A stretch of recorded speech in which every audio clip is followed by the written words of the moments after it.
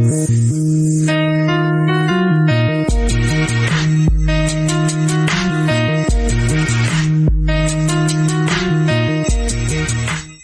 up, world? Established Rich coming right back at you. And today, we got to talk about JayZ, Lance Rivera, and why the Roots picnic line still don't sit right with me. And I'm going to say this off the rip. This ain't a JayZ hit piece. JayZ is one of the greatest rappers to ever touch a microphone. And his business impact on hip-hop is undeniable. But respect don't mean we stay silent. When something looks weak, we got to be able to say it look weak. And that line about Lance Rivera was weak as hell to me. It was unnecessary. And it made a man who has nothing left to prove sound like he was trying to prove he was still dangerous. A few hours ago, police here at Midtown South arrested Sean Carter, better known as JayZ. The rap star voluntarily turned himself in here at the precinct earlier this evening. Now, Carter is being held here in connection with that stabbing fight that erupted at the Kit Kat Club last night. But just a few moments ago, Carter's attorney had this to say.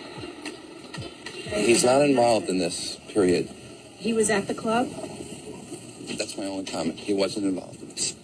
So it was someone else that did the stabbing and the hitting? I didn't say that. I said he was not involved in it. Now, Slovis goes on to say that at no time was JayZ hiding from the police, that they were in touch with cops all day and that they're trying to resolve this as gentlemen. But as Mike Sheehan shows us, others say they've seen the dark side of JayZ. I have my faults. You know, I'm not a perfect person. Rap star JayZ spoke with Fox 5 exclusively just a few weeks ago during a photo shoot for the cover of January's issue of Source magazine. I don't want people to think that it's just everything is bounce, or can I get a hard knock life, you know what I mean? I have my dark days also, you know. Detectives in Midtown say that last night allegedly was one of his darkest. Cops say the hip-hop star was fingered in a stabbing inside a packed nightclub. Just about 11:30 last night when rap star JayZ, surrounded by his usual entourage, strolled into the Kit Kat Club here on West 43rd Street. Once inside, he had a confrontation with record producer Lance Rivera. Cops say the argument heated up during a party celebrating a new release by rapper Q-Tip. JayZ and his crew surrounded the 33-year-old Rivera and his 29-year-old brother Corey. Witnesses say that JayZ allegedly plunged a knife into Rivera's stomach and smashed a bottle over his brother's head before running out of the club. I'd like to talk to you about what happened here last night. I wasn't here last night. This is not the first time JayZ, whose real name is Sean Carter, has been involved in a club brawl. Marcus Delgado knows all too well, and he still sports the scar to prove it. Accidentally, I was pushing to JayZ, where he turned around and just hit me with a bottle over the head. And his whole entourage, about 30 guys, proceeded to, jump me, hit me with tables and so forth and so on. Delgado never reported the assault to cops until today. Now he's sorry. He's just a punk, man, and it did not surprise me when I heard it this morning. I was like, wow, another one? Had I stepped up in 98 when he did this to me, I wouldn't have gone through what he went through last night. He does have to serve some time to humble him. From Midtown, Mike Sheehan, Fox 5 News. Now, in terms of what happened at the Kit Kat Club last night, at this point, JayZ has not been charged. They're waiting word from the DA's office on that. In the next couple of hours, he's expected to be moved downtown. We're live in Midtown. Kimberly Richardson, Fox 5 News. Mario, back to you. All right, Kimberly and Mike, thank you very much for those reports. JayZ pled guilty to a charge connected to it and received probation. Years later, Lance said that Jay was not the person who actually stabbed him. So even the history around that night is more complicated than the myth people repeat. But whether people call it the stabbing, the incident, or the old Kit Kat Club situation, the point is this. There was a real violent moment in real people's lives. That is not just a bar. That's not just a legend. That is not something you just pull off the shelf when you want to remind people that you still got a dark side. And that is where I think JayZ missed it. Because at this point, JayZ is too accomplished to need to do that. This man went from Marcy to billionaire. He built companies. He changed how people looked at ownership and made hip-hop think bigger about business. So why are you still reaching back to a violent moment in 1999 in 2026? That is the question. The line was, ask how I'm playing. And I know some people heard it and said, that's Hov being Hov. I heard it and said, why? Why did that need to be said right now? What current situation does that line connect to?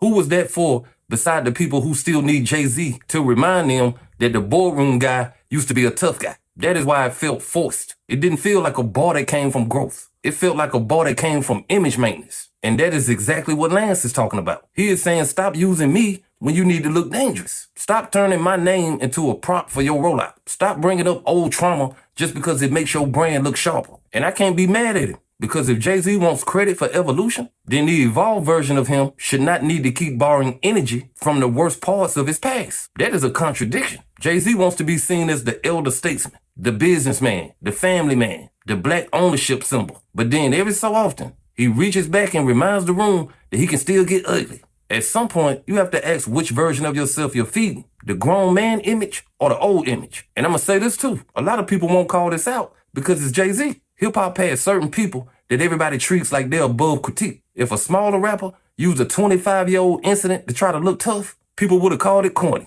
But because it's Jay, people try to turn every line into chess. Sometimes a weak bar is just a weak bar, and a great artist can still make a small move. Yeah, I heard it like everybody else heard it. What did you want to know about it? How did you feel about it? I thought it was not one of the best bars that he's had. I think that what people need to understand is that most of JayZ's intentions is purely based on marketing. I was part of the rollout for, the products that's going out right now in the streets. So, I fell victim to that. I'm used over and over again in that capacity. Like I said, from the beginning, it's always been about marketing.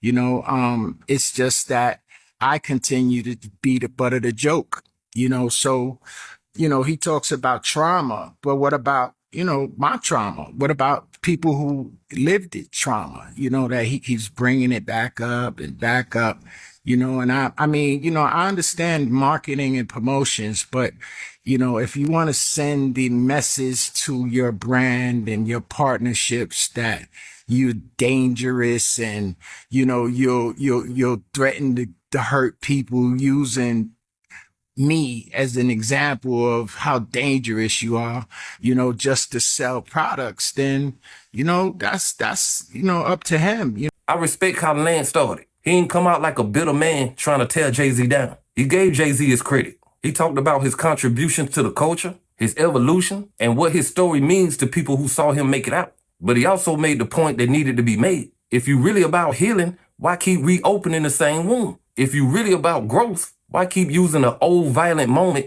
to sell the idea that you are still dangerous? That's not hating. That's just asking for consistency. And this is where we got to be honest about JayZ's overall influence. JayZ has inspired a lot of black men to think bigger, but we cannot pretend his influence has been all positive. A large part of JayZ's mythology is the drug dealer who made it out, turned street money into rap power, and turned rap power into corporate power. That story is amazing because he survived it, but it is also dangerous because most people won't. JayZ is a unicorn. He is the exception. He is the 1 in a million example people point to while ignoring how many people follow that road and end up dead, broke, addicted, or in prison. And when the biggest rapper in the world makes the street to mogul story look like a blueprint, young people don't always hear the warning. Sometimes they only hear the flicks. This is why the Roots picnic line matters, because it reminds people that even after all the money, all the growth, all the business moves, and all the elevation, there is still a need to keep this street credibility alive. And that need has damaged hip-hop for a long time. Some artists really do get closer to danger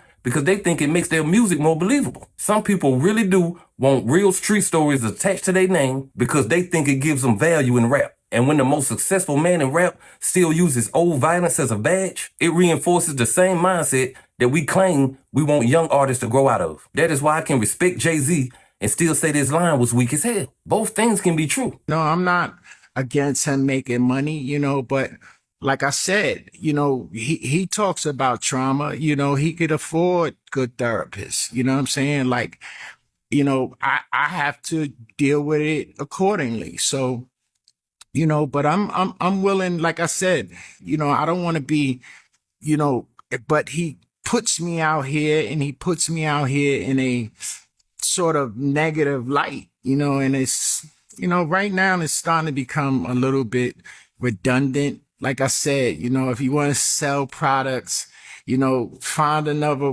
way to make you a tough guy, a bad guy. Stop using me to do it. Unless you're gonna pay me. Lance said something that cuts through all the fan talk. He basically said, if you want to use me as part of your marketing image, pay me. And I understand exactly what he means. Because at some point, if my name only comes up when you need to look hard, then I am not the person in your story anymore. I am a prop. And that is what hip hop does too much. We turn real pain into mythology. We turn real violence into punchlines. We turn somebody's worst moment into a way for us to look more real. Then when the person on the other side says, stop using my name like that, they get called sensitive. Maybe they are tired of being used. And that is what JayZ, with all his greatness, should know better. He don't need Lance Rivera to sound important. He don't need to repeat that incident to sound powerful. He don't need to remind people of probation, nightclubs, old accusations, and old violence to make people respect his legacy. The legacy is already there. This just made him look small. And that is the difference between being respected and being feared. Fear needs reminders. Respect doesn't. JayZ has enough respect to let that old part of him stay in the past. But when he brings it back, it makes people ask what kind of message is he really selling? Is it ownership? Is it healing? Is it black excellence? Or is it still the same old hip-hop rule that says no matter how high you climb, you still have to prove you can be violent? That is the part I cannot ignore, because we have watched too many young artists ruin their lives trying to prove they are what the culture rewards. We have watched too many people confuse street credibility with value. So when an elder like JayZ still reaches back for that energy, it sends a message whether he intended it or not. And again, I'm not saying JayZ hasn't done great things. That is why this is so frustrating. JayZ has earned the right to talk about growth, but growth means leaving certain trophies in the past. And violence shouldn't be one of those things you pick back up when you want to remind the crowd that you still tough. So I'm going to take y'all out like this. Lance Rivera is not wrong for saying he don't want to be used by JayZ no more. JayZ is too great to need that line. And hip-hop has to stop acting like every critique of a legend is disrespect. If we can give JayZ credit for ownership, the business moves, the evolution, and the greatness, then we can also say when he falls back into something that looks small. The Roots picnic line did not sound like a billionaire hip-hop mogul moving the culture forward. It sounded like an old version of JayZ peeking through because the new version still wants people to know the old version still exists. And that is the problem. When you are that accomplished, you don't need to remind people that you will stab somebody. Your legacy should be strong enough to stand without reopening somebody else's scars. But hey, that's just my opinion. What's yours? Like, comment, subscribe. Establish Rich. I'll be back with another one. Peace.